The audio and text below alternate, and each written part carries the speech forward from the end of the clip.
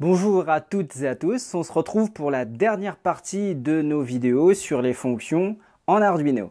Alors on avait vu dans la première la théorie, dans la deuxième on avait essayé de mettre tout ça en pratique sur le simulateur en voyant alors quelques exemples un peu faciles, on faisait pas grand chose, on se contentait d'afficher du texte, de faire 2-3 calculs mathématiques.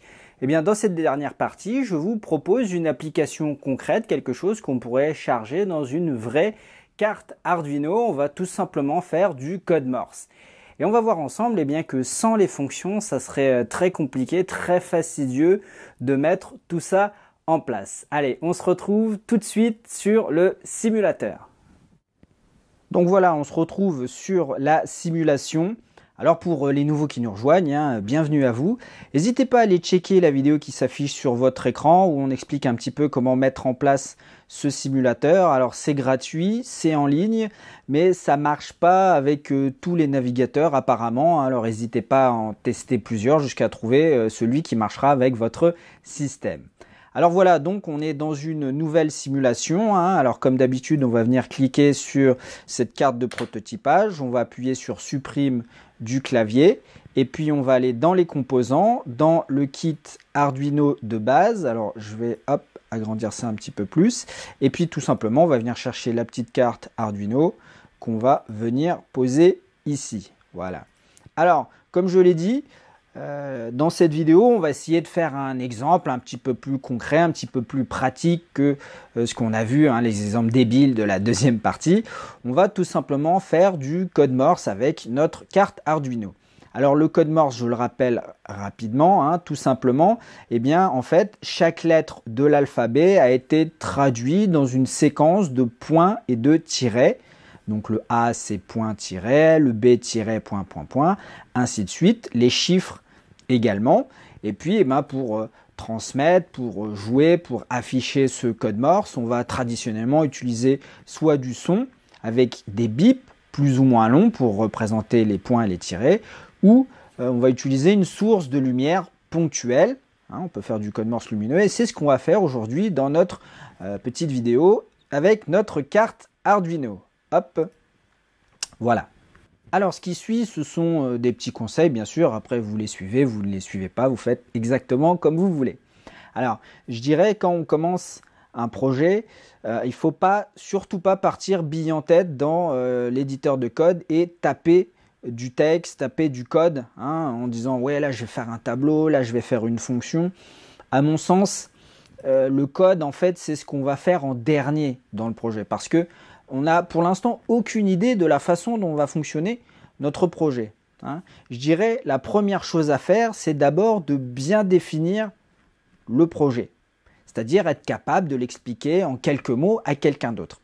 Ici, ce qu'on veut faire, c'est qu'on veut transcrire automatiquement des lettres de l'alphabet latin en équivalent dans l'alphabet Morse et puis l'afficher au moyen d'une source lumineuse grâce à notre carte Arduino. Donc, dit encore plus simplement, on veut faire du code Morse lumineux avec la carte Arduino. Alors, c'est important de bien définir son projet au début, même si par la suite ça peut évoluer. Peut-être qu'un jour on utilisera tous les alphabets possibles dans notre projet. Mais pour l'instant, on part sur une base simple, solide. On veut faire du code Morse. Deuxième chose, on va se demander est-ce que notre projet est réalisable d'un point de vue pratique, d'un point de vue réel, d'un point de vue électronique.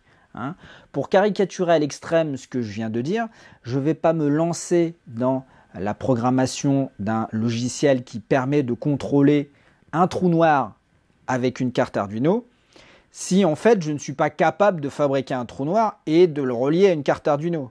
Vous comprenez que tout le logiciel que je vais écrire, c'est dans le vent, c'est une perte de temps. Alors ici, notre projet, d'un point de vue électronique, n'est pas très compliqué. On veut commander une source lumineuse. Alors, on se souvient peut-être que dans nos vidéos précédentes, on avait déjà vu qu'il y a une diode électroluminescente. Ici, donc une LED ou une DEL, peu importe. Donc, c'est une petite source de lumière qu'on peut contrôler via la broche 13 de la carte Arduino. Elle est déjà pré-soudée, elle est déjà utilisable de base dans la carte Arduino. D'ailleurs, quand vous l'achetez et que vous branchez votre carte Arduino, vous voyez que cette petite diode clignotent.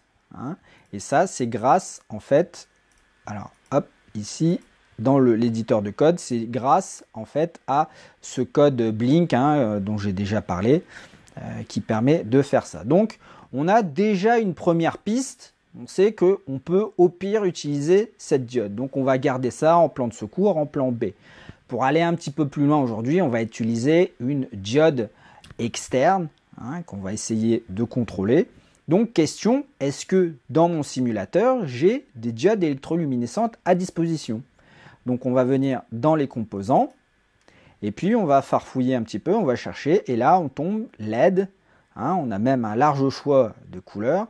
Donc ça c'est une LED blanche qu'on ne va pas utiliser ici, on va rester simple.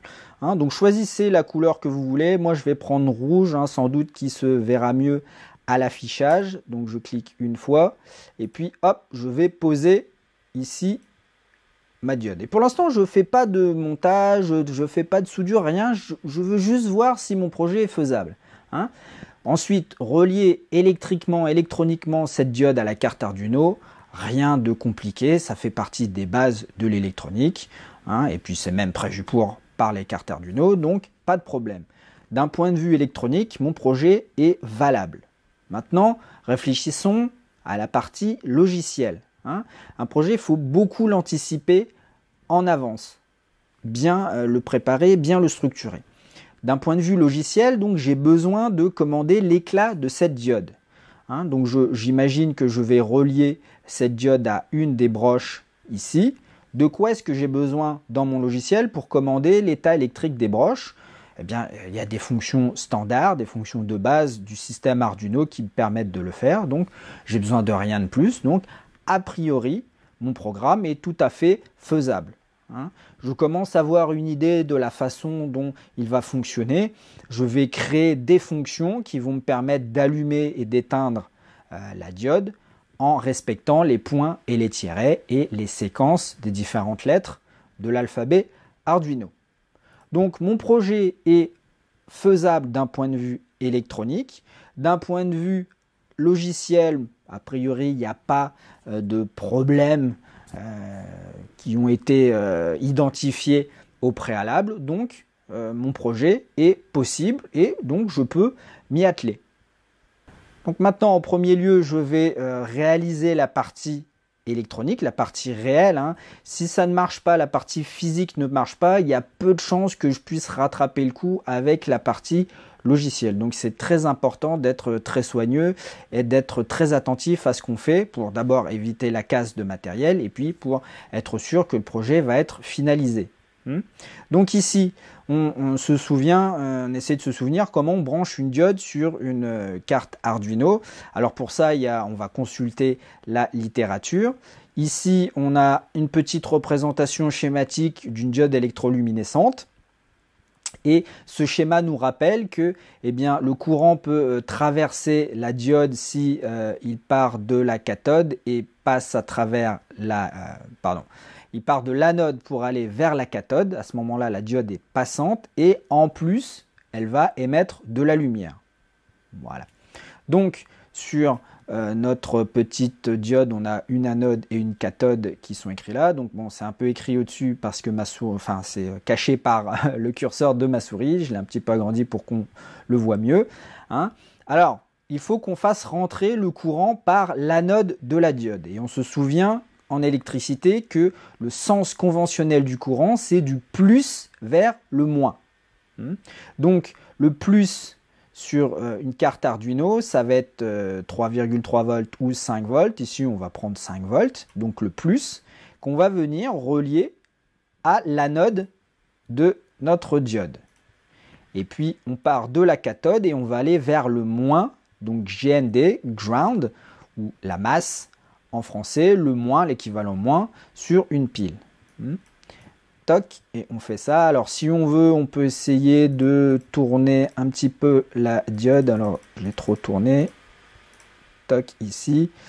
Ça change rien, c'est juste pour pas que les fils se croisent, mais ça pose pas de souci. Voilà. Alors quand on fait de l'électronique, il faut s'inquiéter de deux choses principalement. La tension électrique et le courant électrique.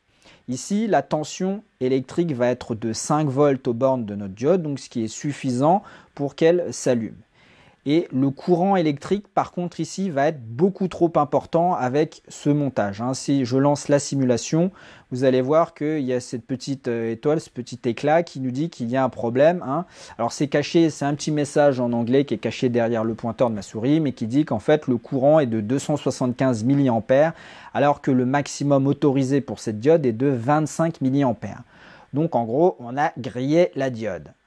Donc c'est pas très grave ici dans le simulateur puisque la diode n'existe pas vraiment, mais sur un schéma réel, on aurait tout simplement grillé notre composant. Alors on va changer, ici on va enlever ce fil ici et on va aller dans les composants et on va tout simplement rajouter une résistance électrique. On va prendre 220 ohms qui va nous permettre de limiter le courant qui traverse la diode. Toc, ici. Voilà, toc, et je vais venir fermer le circuit en ajoutant la résistance en série avec notre diode. Voilà, je lance ma simulation et vous voyez maintenant que je n'ai plus ce problème de courant qui dépasse les valeurs maximum. Ma diode s'illumine. Alors, cette partie-là de la carte Arduino, je ne peux pas la contrôler. Ce sont des potentiels fixes ici. Je ne peux pas le commander avec le programme. Donc je ne vais pas relier, ici on voulait vérifier que la diode fonctionne tout simplement, je ne vais pas relier mon anode à cette broche là, mais je vais aller de l'anode à pour l'instant la broche numéro 13. Vous allez voir en lançant la simulation que elle va clignoter exactement comme cette diode, elles sont reliées maintenant en parallèle et vous voyez qu'elle clignote, donc que je peux commander l'éclat de ma diode. Je le rappelle que la diode clignote grâce au code qui est inséré ici. Et puis pour l'exercice, on ne va pas venir sur cette diode 13. Ici, on va, alors choisissez celle que vous voulez, entre 0 et 12. Moi, je vais choisir 9. Hop, je vais me mettre là, alors pour pas qu'il y ait d'interférence avec cette deuxième diode. Et puis je vais prendre ma diode ici et je vais la déplacer là par là. Je vais la tourner un petit peu trop, hop, comme ça. Alors pourquoi je la mets ici? Parce que quand je vais ouvrir l'éditeur de code, je vais un petit peu agrandir pour qu'on voit mieux le code et voilà, c'est pour qu'on voit la diode en même temps. Voilà. Donc ce code ici, le code Blink, analysons-le un petit peu. Alors en premier lieu, ce qu'on fait, c'est qu'on définit une première constante globale qui s'appelle LED et qui contient la valeur 13. Alors 13, en fait, ça fait référence ici à la broche 13 sur laquelle est soudée la diode ici. Alors nous, on n'est pas sur la broche 13, moi je suis sur la broche 9. Vous mettez le numéro de la broche que vous avez choisi. Si vous avez choisi 3, vous allez mettre 3. Ici, moi, je vais mettre 9. Alors, vous voyez l'intérêt de ces constantes globales, c'est que LED, en fait, représente la diode et que maintenant, dans toutes les fonctions où je vais vouloir manipuler la diode, je vais utiliser LED pour son numéro de broche. Parce que sinon, si on avait écrit en dur, comme on dit, le numéro de la broche, maintenant si c'était 13, maintenant je veux mettre 9, il faudrait que j'aille partout dans le programme changer 13 pour 9. Alors qu'avec cette syntaxe, vous voyez que je change une fois le numéro de la broche et automatiquement dans tout le reste du programme, maintenant ça sera 9. Si on veut devant, on peut rajouter le mot-clé const qui fait que maintenant, cette variable LED est en lecture seule et qu'à l'exécution d'un programme, ce n'est plus possible de modifier la valeur contenue dans LED. C'est une petite sécurité. Ensuite, notre fonction setup, ici, vous voyez qu'on utilise donc cette instruction, donc une fonction qui s'appelle pinMode et qui prend comme argument une broche et qui utilise ici le mot-clé output. Alors d'où ça vient? Ça vient du fait que ces broches ici numériques peuvent être utilisées soit en entrée, soit en sortie. hein, en entrée pour faire la lecture d'un état logique, ou alors en sortie pour définir un état logique. Hein, mais c'est soit l'un, soit l'autre, et il faut décider avec cette instruction pin mode. Donc ici, on veut définir un état logique pour commander notre diode, donc on va laisser ici en output, et l'autre mot-clé, ça aurait été input.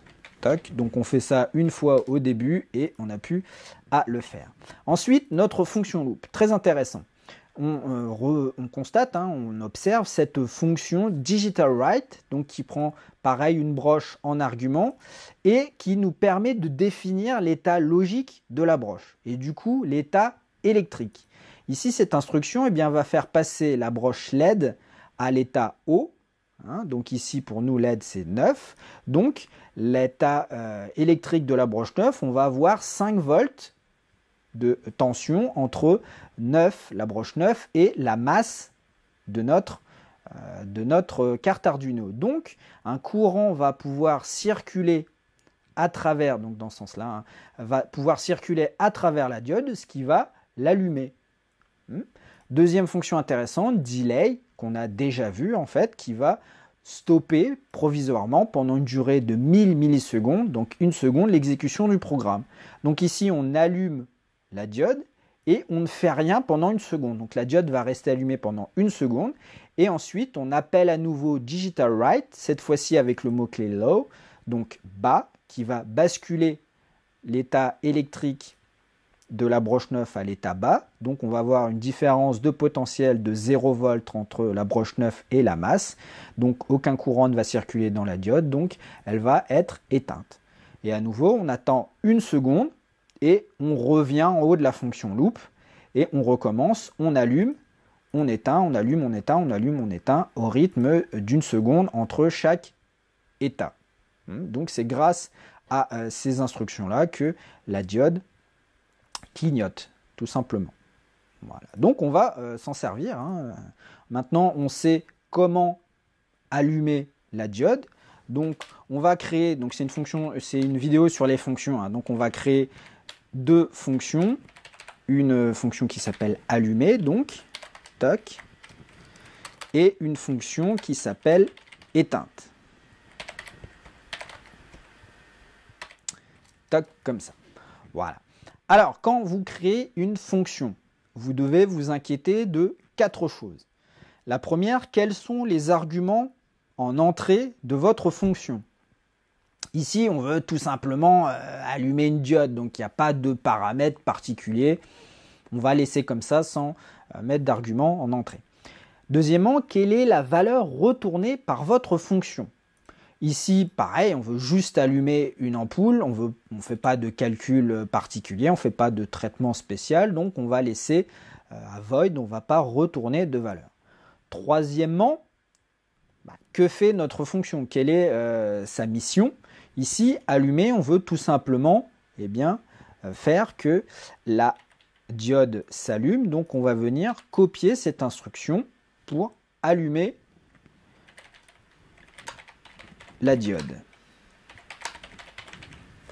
Hop.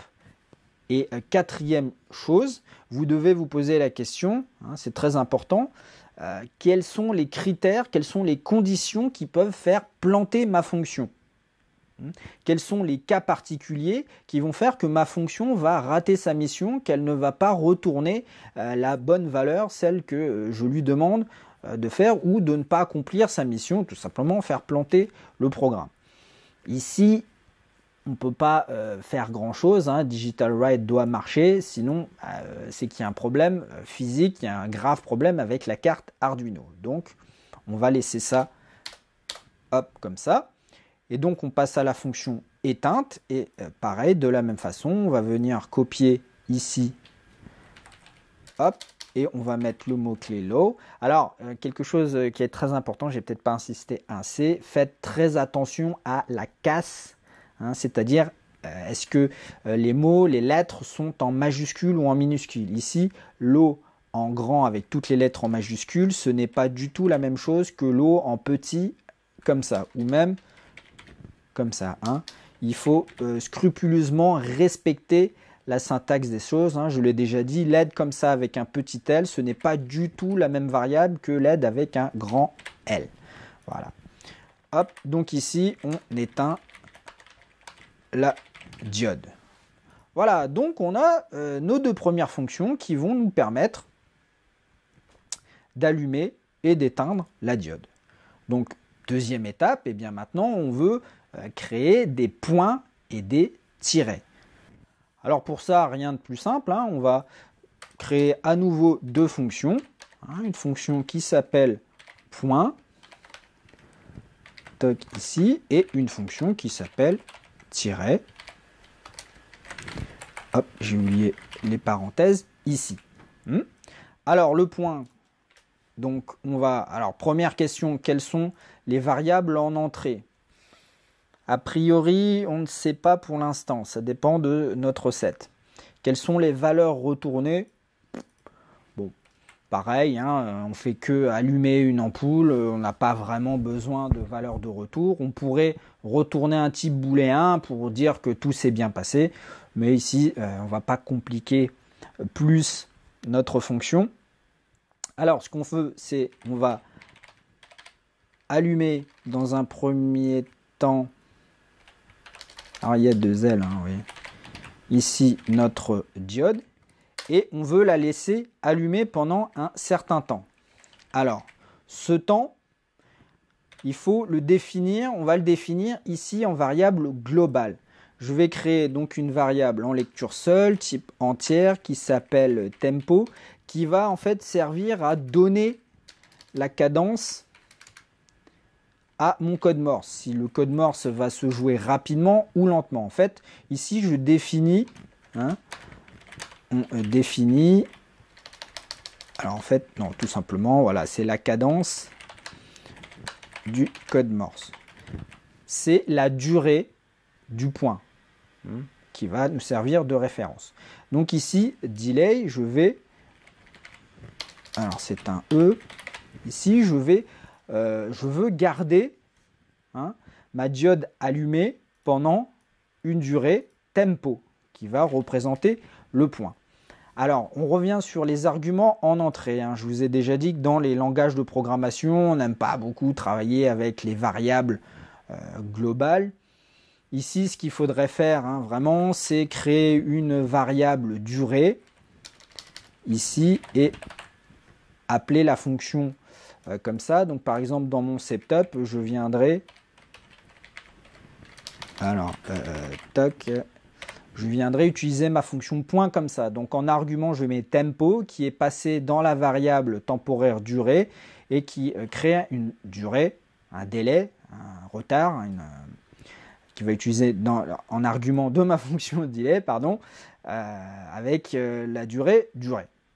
Et même si on veut, pour économiser une variable, on ferait un passage par référence, hein, qui fait que, eh bien, on irait directement lire la variable tempo. Mais du coup, autant lire directement la variable tempo. Hein. En Arduino, on ne gagne pas grand-chose à travailler comme ça. Donc, je vais enlever, pour que ça soit plus simple, cet argument, et puis on va venir lire directement. De toute façon, tempo est en lecture seule et je ne fais que la lire, je ne la modifie pas. Donc on va garder ça comme ça. Voilà, petite parenthèse sur la question des arguments et des variables globales. Donc revenons à ma fonction point. Donc j'ai allumé ma diode pendant une durée tempo. Donc maintenant il faut que je l'éteigne. Toc, ici. Donc j'appelle ma fonction éteinte pour éteindre effectivement la diode. Toc, ici. Et puis en fait vous voyez, donc si je reviens sur le code Morse, donc on avait dit des points et des tirets, mais en fait il y a un petit espace, un petit blanc entre le point et les tirets, parce que si on joue le point et tout de suite le tiret, bah, en fait ça ferait un gros tiret. Hein, donc il faut laisser un petit peu d'air entre les différents points et tirets. Hein, et c'est ce qui est écrit ici en 2, la règle 2, l'espacement entre deux éléments d'une même lettre est égal à un point. Donc l'espace blanc ici doit être d'une durée d'un point. Donc dans ma fonction point, je vais rajouter à nouveau une fonction delay d'une durée tempo qui ici représente eh bien, l'espace blanc. Voilà. Je vais faire la même chose. Je vais donc copier ici mon texte. Alors j'ai toujours des soucis avec ma souris. Toc, je vais venir rajouter tout ça dans ma fonction tiret. Hein, alors, donc le tiret doit être plus long que le point, et donc c'est la règle numéro 1 ici, un tiret est égal à 3 points. Donc tout simplement, ici dans mon delay, je vais multiplier tempo par 3. Alors on pourrait optimiser ça, hein, puisque le calcul on va le faire à chaque fois, on pourrait créer une nouvelle variable qui vaudrait 3 fois tempo, et on ferait le calcul une fois pour toutes, c'est pas très important ici. Donc voilà, on a créé nos fonctions point et tiret. Alors comment on s'en sert? Eh bien je vais aller dans le setup. Alors je vais effacer ça d'abord. Hein, on ne va pas se servir du loop dans cette... enfin pas tout de suite en tout cas. Hop, voilà. Donc je viens dans mon setup, après pin mode, et je vais faire point ici et tiret ici. Alors la cadence du code, alors c'est voilà, du code Morse en millisecondes. Hop, voilà, donc on est prêt. Allons-y. Je lance donc le point et le tiret. Donc ici, on a fait un A hein, qui était point tiret. Si on veut faire un C par exemple, on doit faire tiret point. Donc je vais venir ici et rajouter un tiret, point.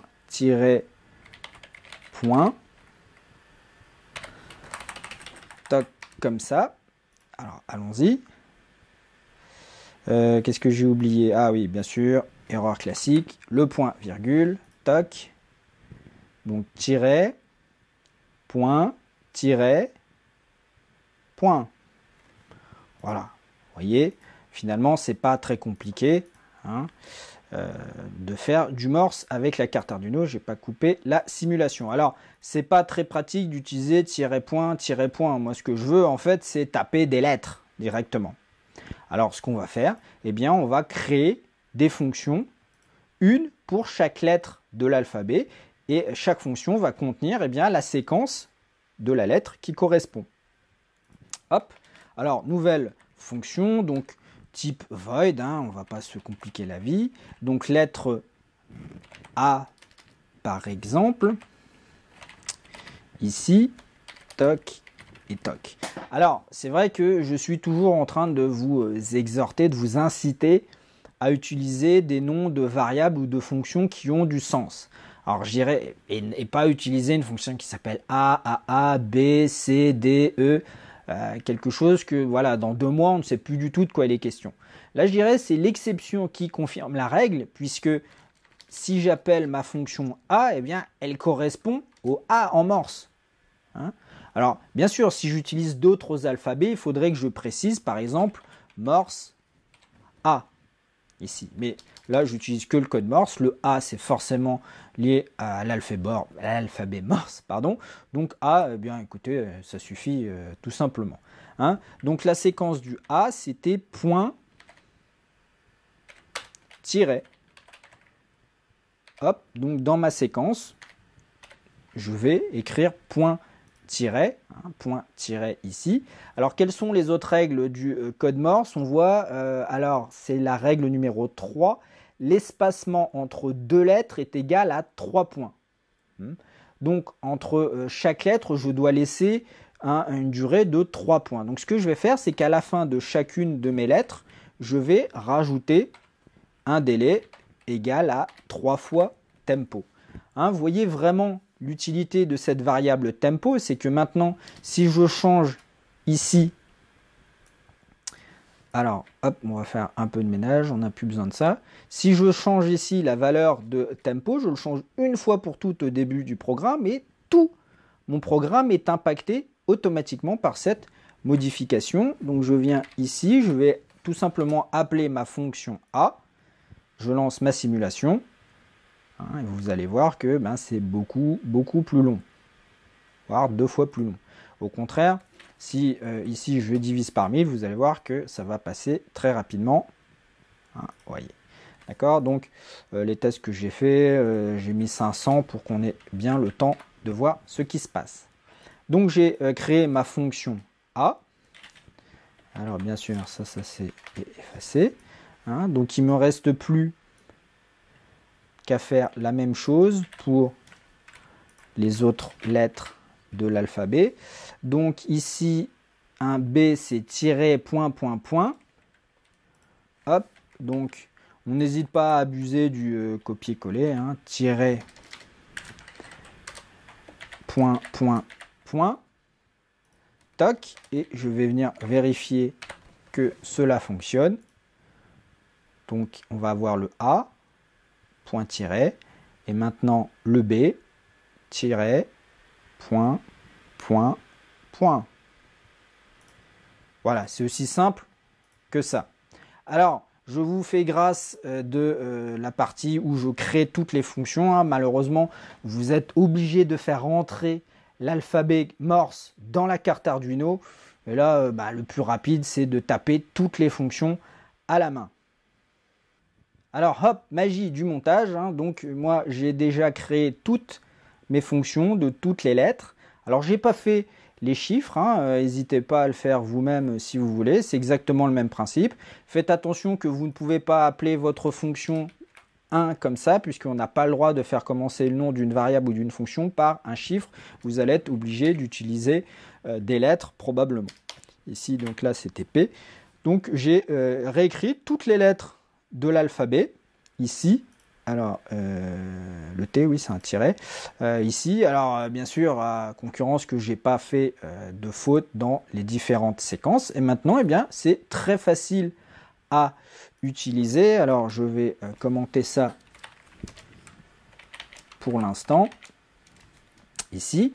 Et par exemple, ici, eh bien, si dans mon loop, je vais pouvoir, hop, utiliser mes fonctions comme ça, pour envoyer le fameux signal SOS en morse. Et je vais ici rajouter un délai d'une bonne seconde pour espacer mon message. Et j'envoie ici. Et donc le S qui est 3 points, le O 3 tirets, et enfin à nouveau le S 3 points. Voilà. Et puis ça va se répéter en boucle, ainsi de suite. On peut peut-être maintenant passer ici à 200 millisecondes, histoire que ça soit un petit peu plus rapide. Donc les 3 points, les 3 tirets. Vous voyez, c'est très facile à utiliser. Maintenant, grâce à mes fonctions, eh bien, il me suffit d'appeler la fonction de la lettre correspondante. Ici, toc. Donc maintenant, je vais commenter ça. On va revenir dans la partie setup ici. Et maintenant, eh bien, avec ce système de fonctions, je peux afficher le message que je veux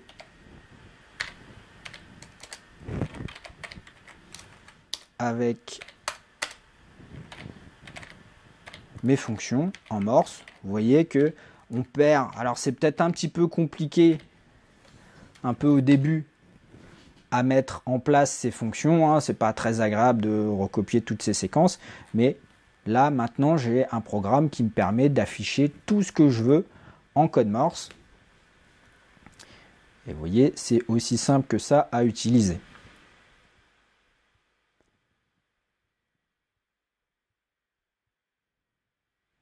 Alors, c'est pas optimum, bien sûr. Ici, on est obligé d'appeler les lettres dans l'ordre qu'on veut. Peut-être pour aller plus loin dans le projet, on voudrait en fait entrer une chaîne de caractères. Et le programme va analyser lettre par lettre et puis appeler la fonction de la lettre correspondante pour faire ça un petit peu plus, de façon un peu plus user-friendly, comme on dit. Mais bon, voilà, ça reste encore assez simple ici à utiliser. Donc j'espère que je vous ai démontré ici vraiment la puissance, le côté indispensable des fonctions Ici, je peux taper tous les messages que je veux. Arduino, si maintenant je ne veux plus taper Arduino, mais alors Genuino, le nouveau nom des cartes Arduino, eh bien il me suffit de changer les lettres correspondantes.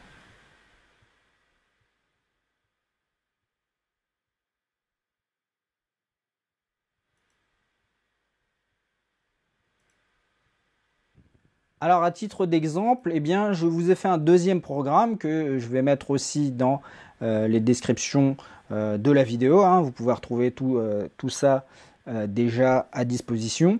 Hein. Donc le même programme qui affiche Arduino en Morse mais sans les fonctions. Vous voyez ici, donc on fait directement dans le setup les appels à digital write et delay. Hein. Donc vous voyez tout de suite que c'est moins agréable. C'est beaucoup moins agréable. Alors, ça marche de la même façon. Hein, normalement, si je ne me suis pas trompé dans les séquences, on doit épeler Arduino ici. Mais vous voyez que ce programme ne peut faire que Arduino. Si je veux écrire Genuino, il va falloir que je modifie les appels à digital write et delay. Alors, ça ne veut pas s'arrêter, voilà, à la main. Alors qu'avec notre programme avec les fonctions, eh bien c'est très facile à faire. Hein. Je change l'ordre d'appel de mes fonctions et j'écris absolument tout ce que je veux. Alors, pareil, hein, j'ai pris ces deux codes, hein, je les ai fait compiler par l'application Arduino. Et cette version du programme avec les fonctions utilise 1250 octets de stockage en mémoire, alors que la version sans fonction, c'est presque 1828 octets de mémoire de stockage. Hein. Donc avec les fonctions, on gagne presque un tiers de place en mémoire. Pourquoi? Parce qu'en vérité, les vraies instructions que l'on fait, que l'on réalise, eh bien, en fait, on ne fait que digital write et ce digital write. Ce sont les deux seules vraies instructions qu'on utilise. Tout le reste, ce sont des appels tout bêtement à des fonctions. Hein, donc, le gain de place qui est très important. Alors, je viens de m'apercevoir que j'ai oublié tous les delays à la fin de mes lettres, ce qui fait que, oui, sans doute, l'affichage de Genuino Arduino n'était pas excellent, donc je vais corriger ça. Ah, voilà, donc c'est fait, j'ai rajouté tous les delays à la fin de chacune de mes lettres, donc on va rejouer la séquence Genuino qui devrait être correcte hein, maintenant, bien sûr.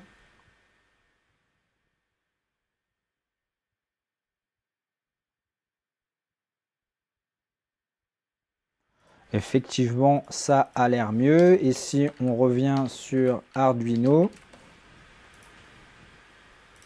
ici,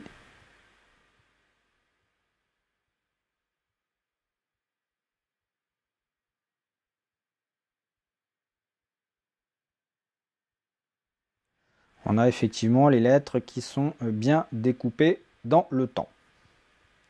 Donc voilà pour notre petit projet de code Morse, hein, vous voyez, rien de bien compliqué. Et puis j'espère, voilà, je le répète, hein, vous avoir démontré la puissance des fonctions hein, en programmation. Donc c'est un petit exemple bien modeste, hein, mais qu'on pourrait faire évoluer bien sûr. Et bah voilà ce que je peux dire pour les fonctions. Donc on verra des exemples plus sophistiqués hein, dans les prochaines vidéos, plus montage, plus pratique. Hein, mais voilà, c'est un petit peu compliqué parce qu'il faut garder tout ça à l'esprit dans les prochains exemples qu'on va réaliser ensemble. Voilà donc pour les fonctions en Arduino. Alors c'est une petite introduction, bien sûr, on n'a pas pu tout voir, toutes les situations possibles, il y en a une infinité, ça dépend du projet que vous êtes en train de faire. Voilà, alors maintenant les fonctions, on va s'en servir tout le temps, hein. On va essayer vraiment d'optimiser notre code grâce à ces fonctions.